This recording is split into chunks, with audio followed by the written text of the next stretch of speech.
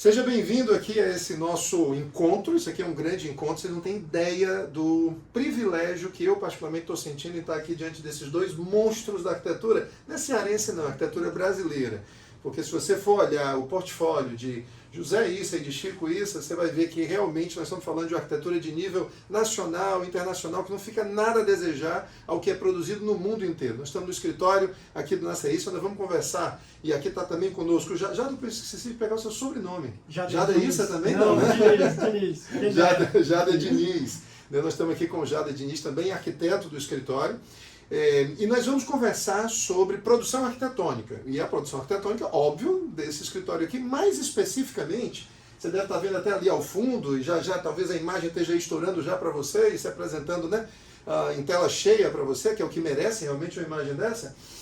Mas nós vamos conversar sobre essa linguagem nova que eles estão dando à luz aqui. O escritório Nossa Issa aqui, se reinventando e trazendo novos conceitos, novos arranjos, né? Porque afinal de contas a gente vai já chegar à conclusão que esses elementos individualmente eles já estão presentes na arquitetura, mas a forma como eles juntaram esses elementos, e por que nós estamos conversando isso? Por uma simples razão. Eles trouxeram essa nova linguagem em um empreendimento na Praça Portugal, belíssimo, simplesmente exuberante, de encher os olhos e de fazer assim a gente parar e dizer isso, meu Deus do céu, como realmente a arquitetura faz diferença, pode fazer diferença para as edificações, né, verticais, residenciais, enfim, mas só que eles também estão vindo com um novo projeto para a Beira-Mar e essa nova linguagem, que eu não sei o nome, eu já pedi um nome aqui, o Zé disse, não vamos botar rótulo, né, mas o fato é que essa nova linguagem arquitetônica ela está chegando na Beira-Mar, a grande vitrine da arquitetura, né, cearense, o grande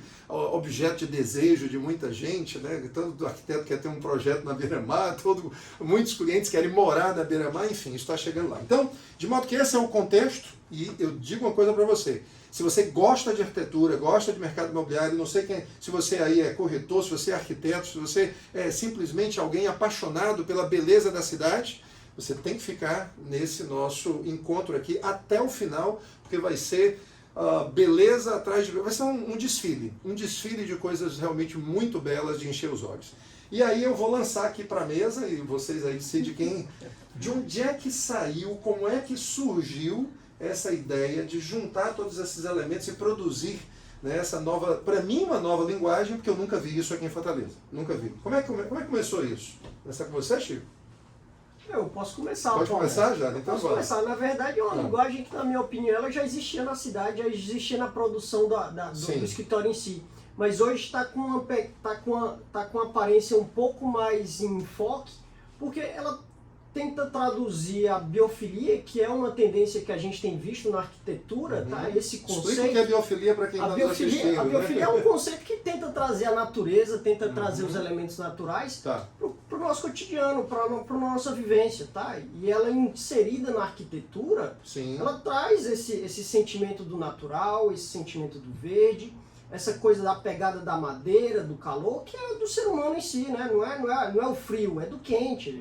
A gente gosta de gente e a gente precisa da escala humana, dos seres humanos, um dos lados dos outros, para que a gente tenha essa miscigenação que é uma característica nossa. Vocês tiveram então a primeira oportunidade de colocar isso aí em edificação, porque eu nunca vi em edificações. Eu nunca vi um prédio aqui que tenha essas características. Tem algum outro prédio aqui em Fortaleza, ou projetado ou já executado, que tem essas características desse novo aí que você está trazendo na Praça Portugal? Esse aí é o Vila Lobos, não? Esse aí? É?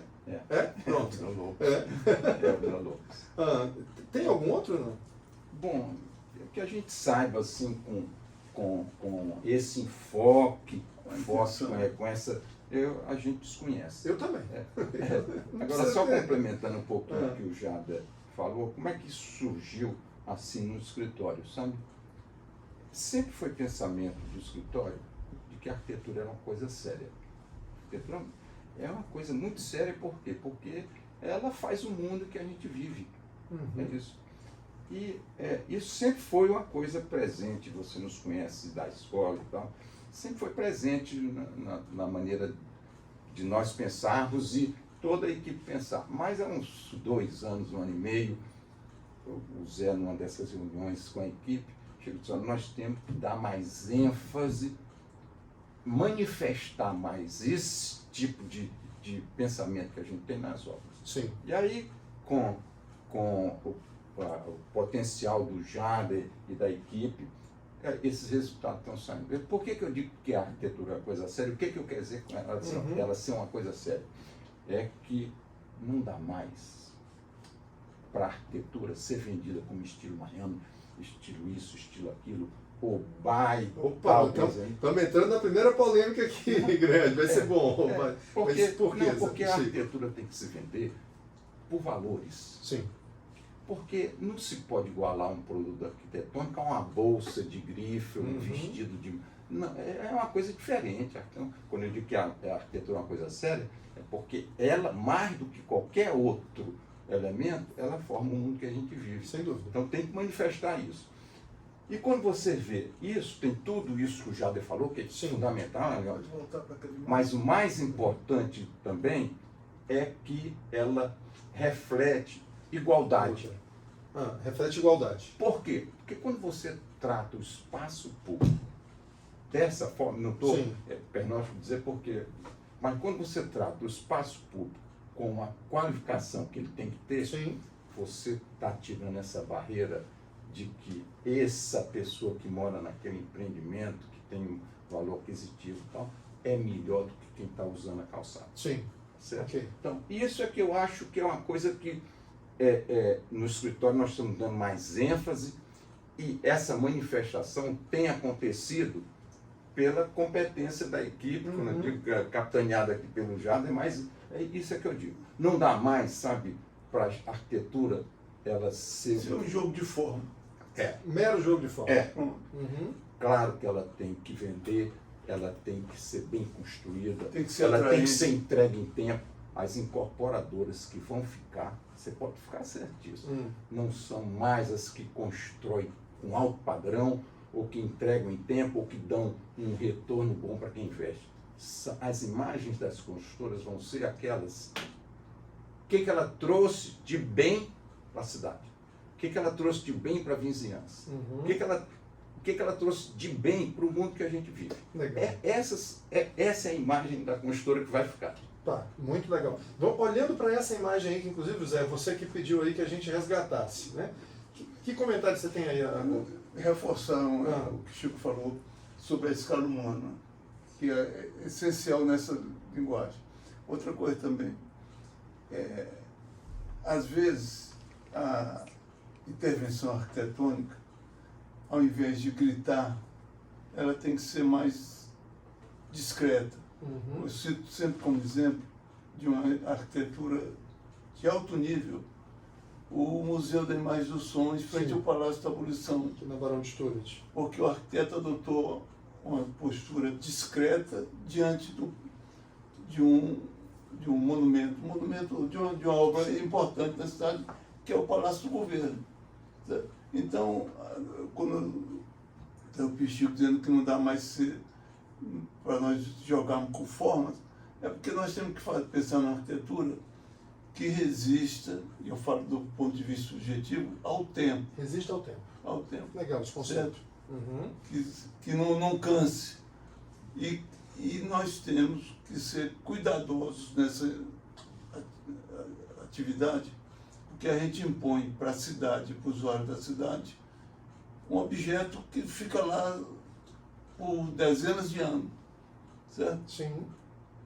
Quantas e quantas vezes nós recebemos de clientes nossos, não gostei daquela cor e tudo, tá certo? Eu cito sempre um jornalista que uma vez ligou para mim, quando eu atendi, não conhecia, ele disse: "Você não me conhece, mas você me tirou um dos raros prazeres que eu tenho na vida." Qual foi? Ele disse: "Eu gosto de ler o meu jornal à tarde na minha varanda e não posso mais." Eu disse: "Mas o que é que eu fiz?" Ele disse: "Você colocou uma empena verde no prédio em frente do outro lado da rua, uma empena branca, e o sol da tarde bate lá e reflete na minha varanda." Nossa. Pronto. Não combinaram.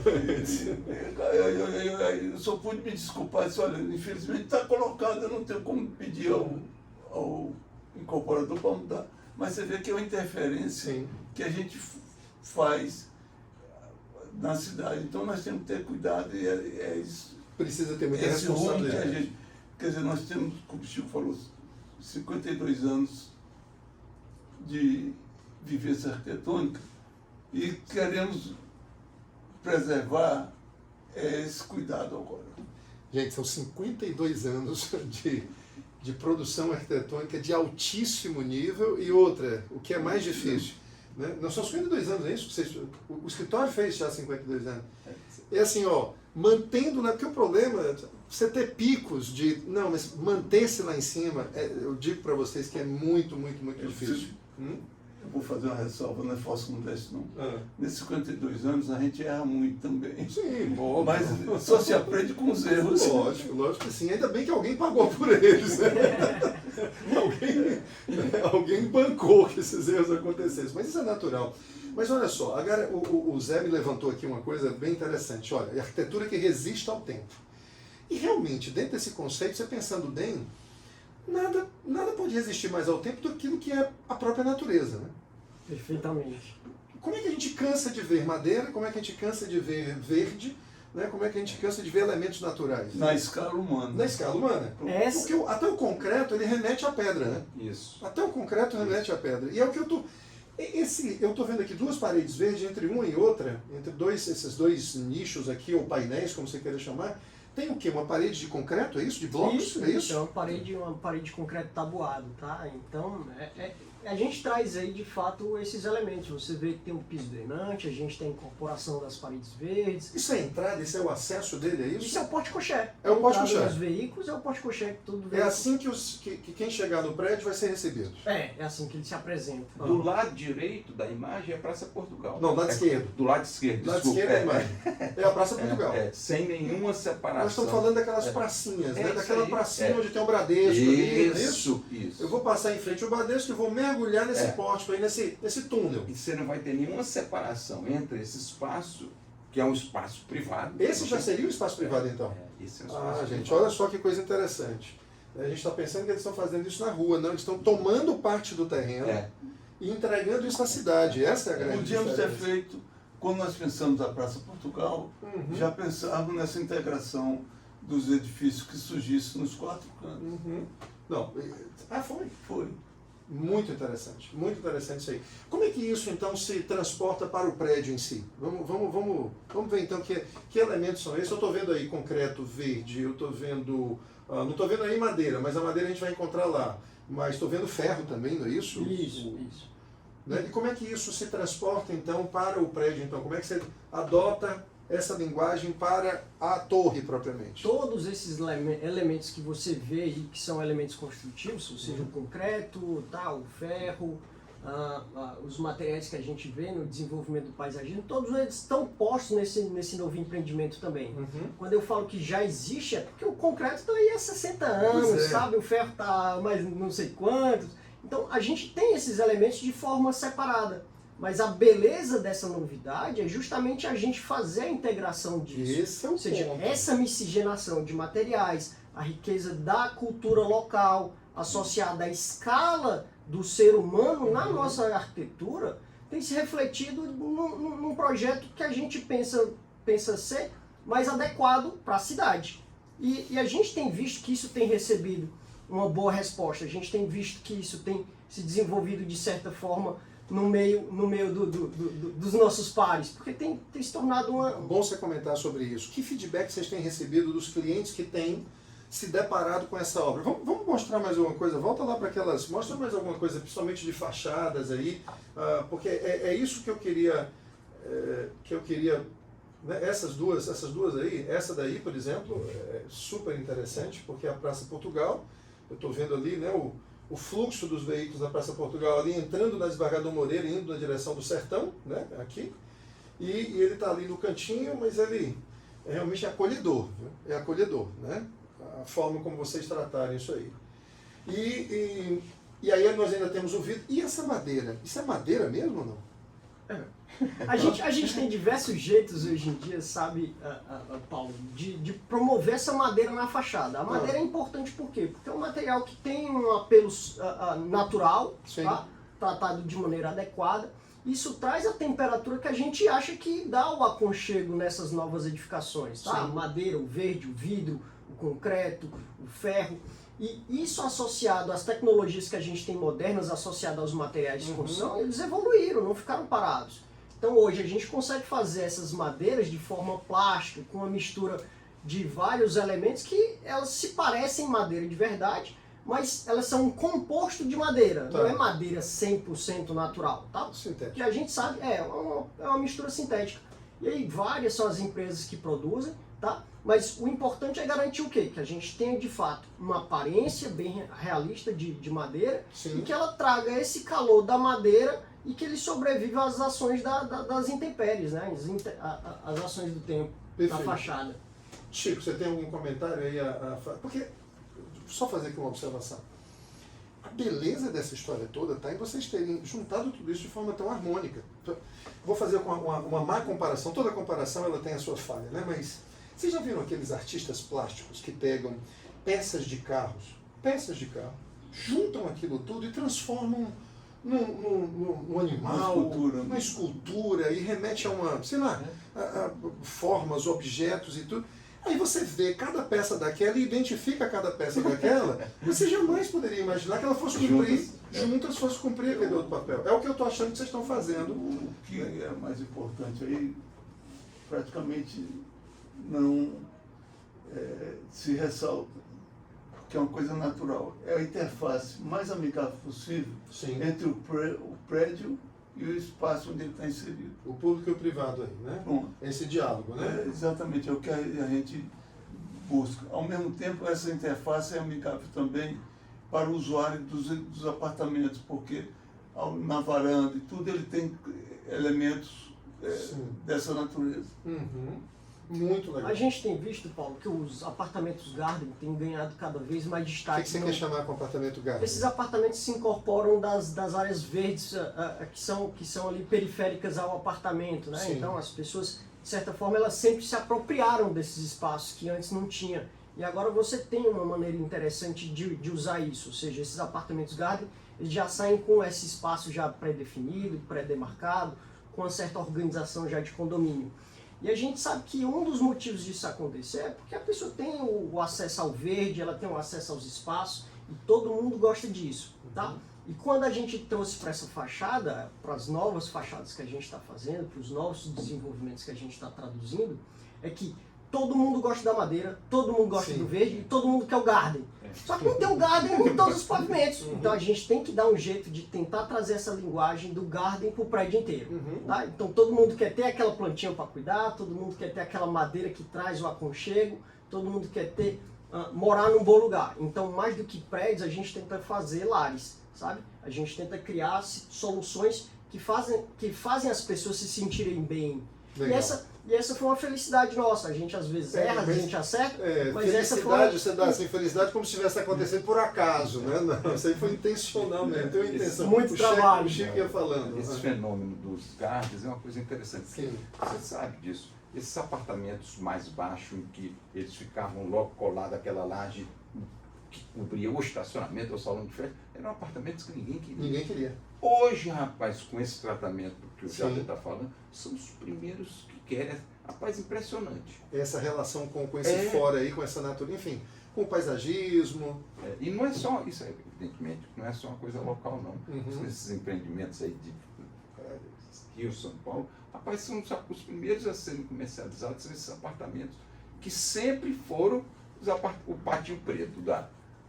Já demonstra novamente aquele acesso lá, onde a gente vê o painel, vê a entrada do prédio propriamente. Está passando ou não? Não.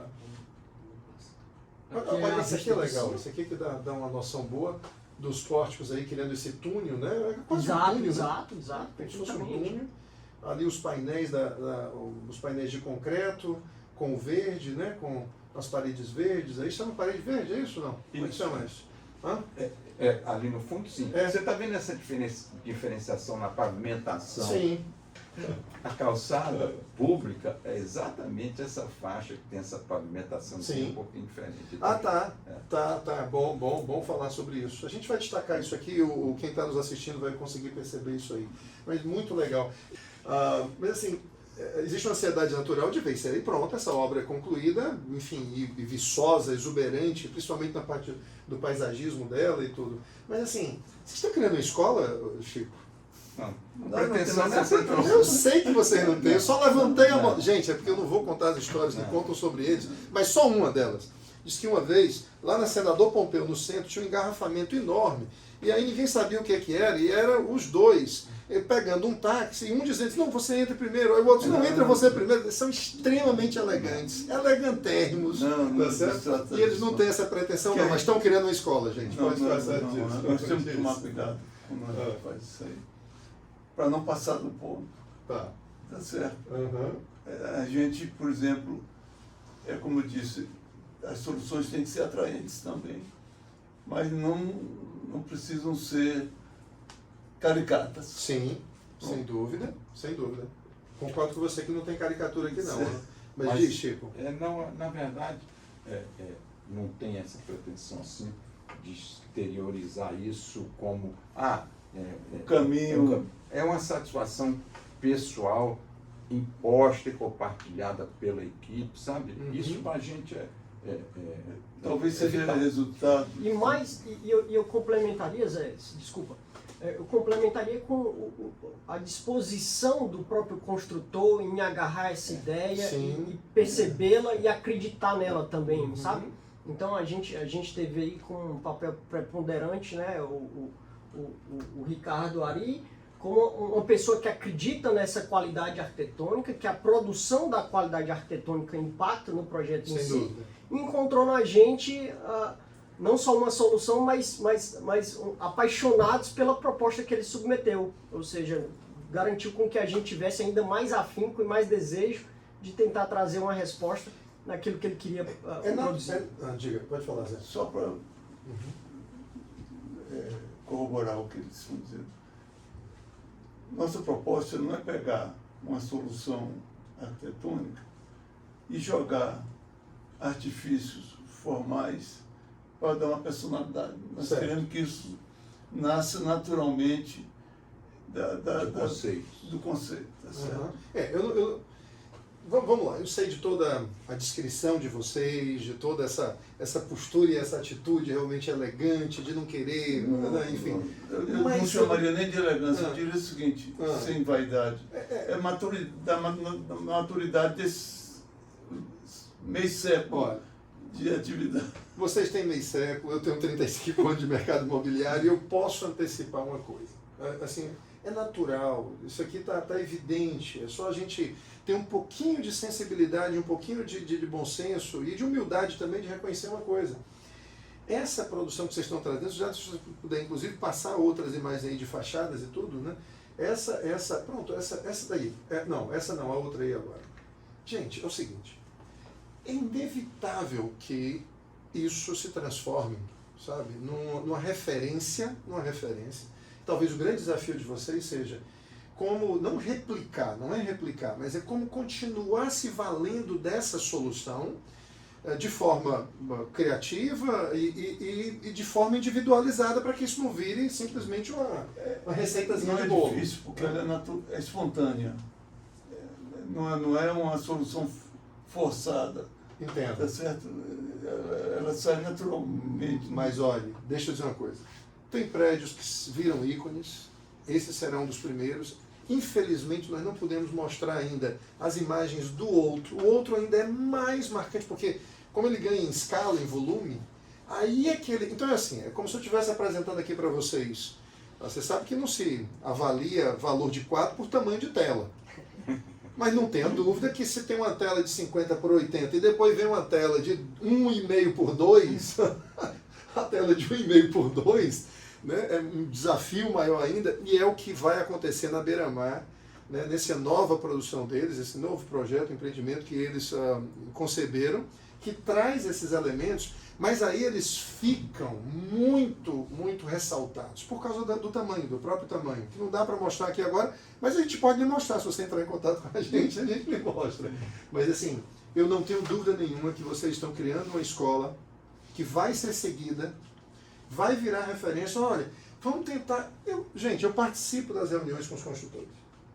E eu sei como é que o consultor diz, rapaz, tem condições de a gente fazer igual aquele que a gente viu ali da Praça Portugal, aquele ali da Beira-Mar e tudo. Rapaz, tem, você contrata o escritório, que aí eles vão fazer até melhor ainda. Sabe, né? Paulo, só complementando um pouco, esse novo empreendimento da Beira-Mar, ele ainda foi mais desafiador, porque Sim. pela própria escala em que ele se apresenta, os desafios foram maiores, e por isso, como o Zé bem pontuou, eles precisaram ser ainda mais cuidadosos, Mais calibrados para ainda. garantir que a gente tivesse não só um prédio bonito, mas que fosse de uma maneira mais harmônica, pela imponência do prédio em si, ao redor, mas... É a história da dose, né? Perfeitamente. Do veneno para o remédio, do remédio para o veneno, aliás, a sua dose. É para não errar na mão. Exatamente. É isso? Para não errar na mão e não ficar caricato, realmente. Forçar a barra demais, de querer colocar todos, né? Sempre ali está o elemento.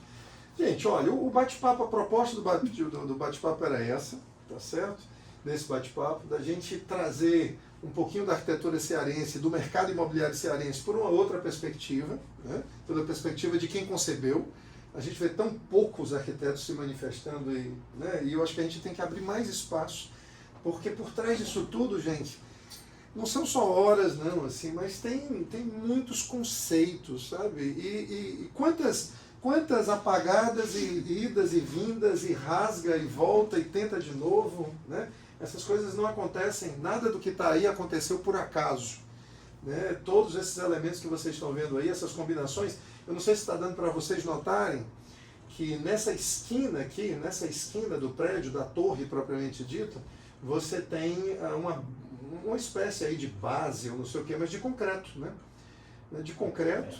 Logo ao lado você tem um ripado aí de madeira. Né? Um pouco mais à frente você tem uma outra laje ali, que é uma laje talvez que seja em concreto aparente também, presumo eu, é isso? Essa que está ali com a jardineira. Um elemento de vidro em cima, embaixo dele um pórtico de ferro. Eu fico rindo aqui, não é por outra coisa não, porque a gente como arquiteto, a gente sabe no que é que isso vai dar. Isso vai dar numa beleza, numa profusão de contrastes harmônicos, de cores, de texturas, que vai dar um negócio assim, isso vai ser um espetáculo. Estamos ansiosos para vê-lo construído também, Paulo. Dá vontade de pedir, não para vocês fazerem só um pedacinho aí logo, para a gente ver como é que fica, né? Gente, vocês estão de parabéns, deixo aqui aberto para vocês fazerem aí as suas últimas considerações. Não, eu só agradecer, Paulo, exatamente essa presença sua aqui, de novo, uma pessoa que a gente estima muito e sabe a seriedade com que você encara a atividade que você faz, viu? Isso não precisava dizer, mas é isso aí, nos deixa muito contentes. Tem assim embaixo. Tem um princípio bíblico que é honra quem honra. Como vocês sempre honraram, não só a arquitetura, como a grande missão de mestres que são, porque foram meus professores na faculdade de arquitetura. Então só me restava mesmo seguir vocês. Não me restava outra coisa senão seguir vocês. Então vocês estão de parabéns. Eu espero que você tenha gostado dessa conversa, desse bate-papo. Nós vamos trazer outros, porque com certeza eles não vão parar de produzir, né, motivos para a gente voltar a conversar sobre a produção arquitetônica aqui no Ceará. Então, fiquem aqui. Só estou ainda frustrado porque não deram um nome para esse menino. Sabe? Mas eles vão arranjar um nome. Se eles não arranjar, vão arranjar. Em breve, Paulo. Em breve. O nome não é por vaidade, não. No dia que a gente arranjar um rótulo, é um mau sinal. O Zé não aceita hipótese alguma, essa coisa da rotulação. Mas então tá bom, então vai ser a linguagem isso. Pronto, não vai ser. Enfim, mas nós vamos conseguir isso sim, mas não, isso não é necessário não. O importante é que realmente as pessoas passem na frente dessas obras, se sintam impactadas e até melhorem o seu dia, porque a arte tem essa função também, né, filho? A arte tem a função de causar na gente essas emoções e de fazer parar, mas que eu tenho absoluta certeza que vai ter batida nessa Praça Portugal, de gente olhando para cima, e vai ter gente do outro lado dela tirando foto, transformando isso aqui num cartão postal. A minha dúvida é zero. Podem acreditar no que eu estou falando. Você é suspeito. Muitíssimo obrigado a todos. Obrigado a você. Parabéns. Obrigado. Parabéns. Obrigado, viu? Viva!